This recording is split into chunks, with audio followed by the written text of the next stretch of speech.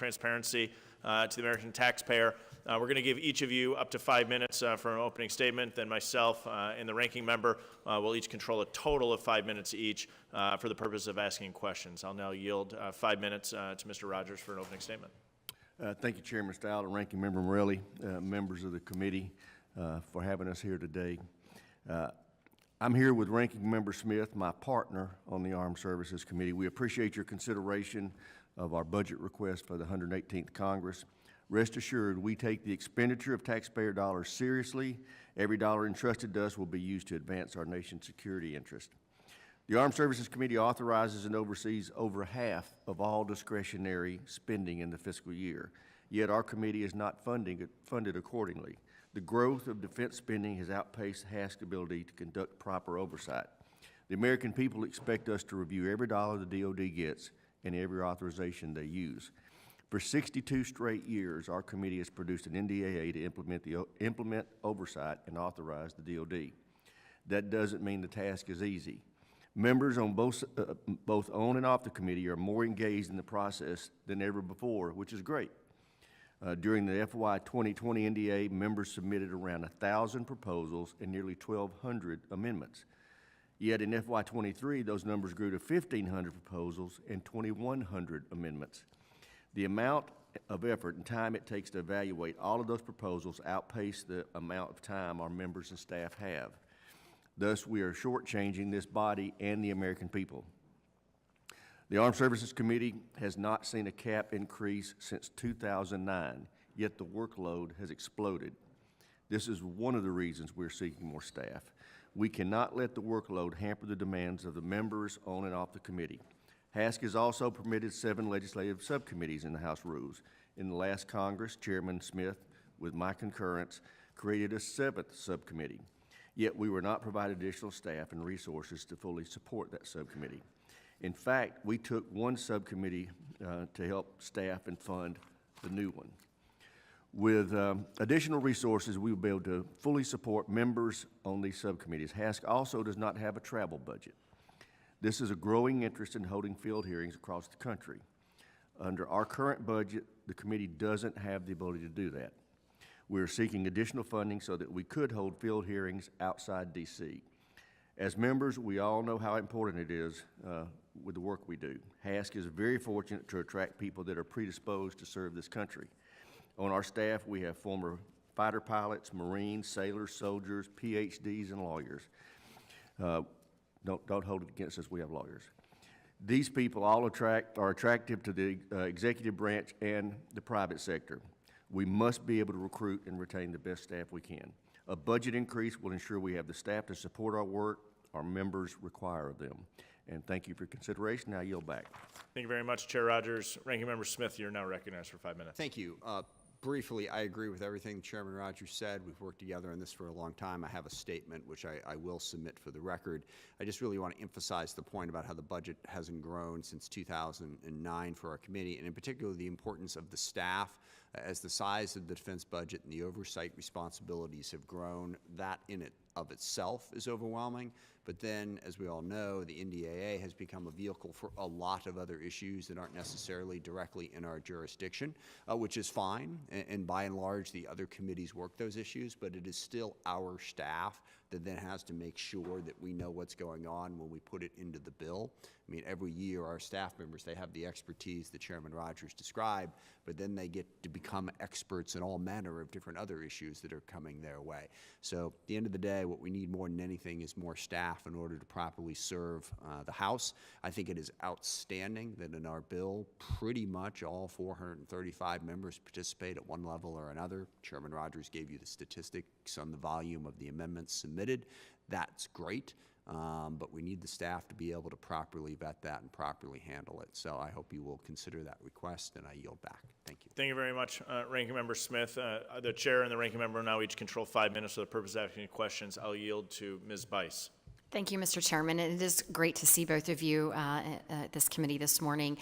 You mentioned the additional staff members that you're requesting in this proposal, and having been on the new subcommittee that was created under HASC last year, City Subcommittee, We did a remarkable job, I think, with limited resources, and the staff was incredible to work with. But can you talk a little bit about why you think those additional 10 staff slots are needed, Mr. Chairman? Well, because we've had to pull from existing subcommittees to do that. And as I said, since 2009, we haven't had any additional staff, and the volume of our work has exploded.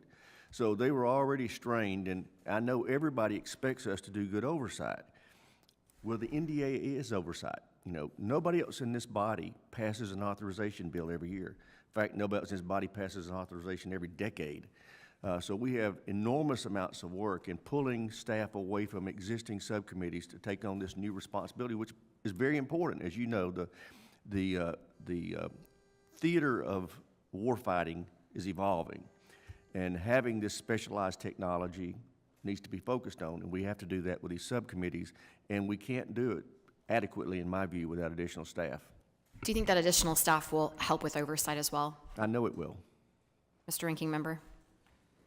Again, I agree with everything you said. I mean, I think that the complexity that goes on here, just to give you one example, I mean, the Pentagon has not done a full audit, as we all know, which means literally they don't know for sure exactly all of the assets that they have.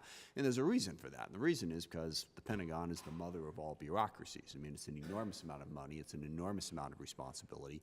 Our job is to try to make sure that they get to the point where they can do that audit, and in the meantime, monitor everything that they have even without that.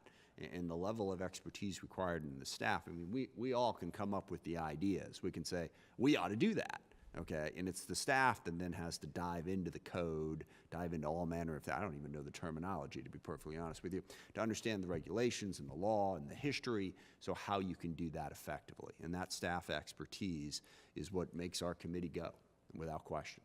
Absolutely. How has the increased participation in members crafting the NDAA and the significant increase in the number of amendments that are being submitted impacted the committee's ability to handle the legislative load?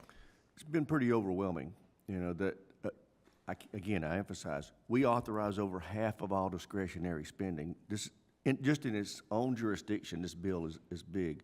But because it passes every year, and everybody knows that, the rest of the House depends on this vehicle for the larger body's legislative activities. So, like the ranking member said, the staff is expected to become experts in things other than just our subject matter, and we just are overwhelmed. We need more folks. Yeah. The only thing I add to that is I remember, I think it was 2019, when, as these ideas keep coming in, we keep processing them through, and then of course we all also have to go through the floor. And I remember my staff telling me that there were, like, I think 2 parliamentarians in the House who literally quit. Because, you guys can come up with these ideas. We're the ones who have to write them and have to make them fit in there. And they were overwhelmed. They couldn't handle it. And then finally I'll say about that, there's a part of this that's a really good thing. Mr. Chairman, you mentioned, the voice of the people and democracy and all that. It is an outstanding thing that all 435 members are participating in this process. It really is. It's good for our constituents. It's good for the country. It's good for how people perceive the legislative process. But we have to have the people in order to make sure that we can do it effectively without driving people to quit. Well, having been a member of the House Armed Services Committee last Congress and sitting through the markup of the NDAA through dozens or hundreds of amendments, I agree with you wholeheartedly. My last and final question is, it is my understanding that you have invested in software to be able to manage the amendment process because there are so many amendments that are being submitted by members of this body. Can you talk a little bit about the importance of that and why you've shared that with actually Senate Armed Services? Yeah, that software has been really valuable to us. I don't know how we would have handled all that input, whether it's proposals or amendments, without it. But it also has a cost itself. This last year, because we had such a large uptick in amendments and proposals, we spent $600,000 to use that software, whereas we'd been spending like $150 to $200 before. So the software's great. I'm glad we got it, but it costs money to use it. Personally, I miss the days of passing out all the papers so that by the end of the markup, you had a stack of paper under your desk all spread out all over the place. But the software is more efficient. But the forests appreciate the fact that we don't do it anymore. The forest does appreciate that. Thank you both for being here. Thank you for your time this morning. And Mr. Chairman, I'll yield back. I now yield 5 minutes to Ms. Sewell for the purpose of asking questions. Thank you, Mr. Chairman. As a new member of HASC, I can truly attest to the fact that you both work very hard to work together, and the partnership is very important. I can also attest that we in the Alabama delegation are very proud of you, Mr. Chairman, as a fellow member of our delegation. Roll Tide. Roll Tide. So my question actually is really just about this, how you guys decide or utilize your budget. I understand that lots of committees do 2/3 of the budget go to the majority and 1/3 go to the minority. And so I just really want to understand how that's working and whether or not Mr. Smith, the Chairman, Ranking Member Smith, will have the opportunity to have unrestricted access to his 1/3. Yeah, we have historically had a lot of professional staff that stay no matter which side's in the majority, and we've continued that practice, and I don't see us, I don't think we've done anything different this cycle than Chairman Smith did in the last cycle.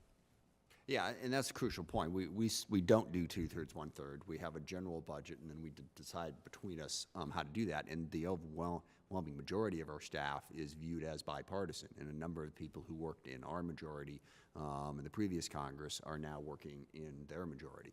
So again, it's not about partisanship on the committee. It's about expertise. Once you get people who have that knowledge that I keep talking about, like I said, it's not partisan. We need that expertise and that background and experience. I look forward to utilizing this new software for my very first NDAA. Pay for it, please.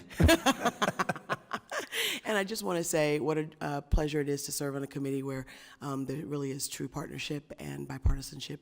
And we would want to see that in our national security and for our defense. And so thank you both for being who you are and continue the great work of this committee. Thank you. Chair Rogers, Ranking Member Smith, thank you very much for being here. I appreciate your willingness to come and testify as we return to regular order. Have a wonderful day.